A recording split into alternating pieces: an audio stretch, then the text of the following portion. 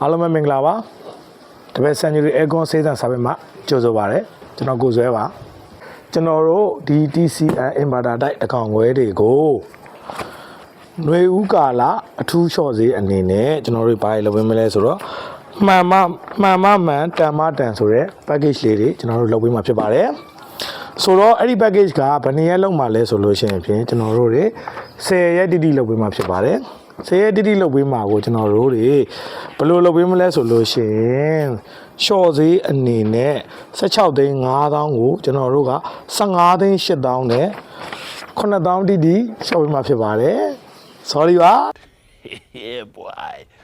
ဆိုတော့အဲ့မှာကျွန်တော်တို့ဘာတွေပါမလဲဆိုလို့ရှိရင် figures ပါမယ်ပြီးလို့ရှိရင် frame ပါမယ်ပြီးလို့ရှိရင်ကျွန်တော်တို့ J pipe ပါမယ်ပြီးရင်ကျွန်တော်တို့ဘာပါမလဲဆိုရင် insu ပါမယ်ပြီးရင် transportation ချက်ပါမယ်ပြီးရင်လိုအပ်တဲ့ accessory ပစ္စည်းအကုန်ပါပြီးသားဖြစ်ပါတယ်လူကြီးမင်းတို့အိမ်အရောက်ကိုဒီဆောနာပြောတဲ့နောက်ဆုံးဈေးနဲ့ကျွန်တော်တို့လုပ်ပေးမှာဖြစ်ပါတယ် Oh my god wow ဆိုတော့ကျွန်တော်တို့ရဲ့မှန်တန်မတန်ဆိုတဲ့ package ကို join မှုအတွက်တရင်ကောင်းပါရပါတယ်ခင်ဗျာအားလုံးကိုကျေးဇူးတင်ပါတယ်ခင်ဗျာ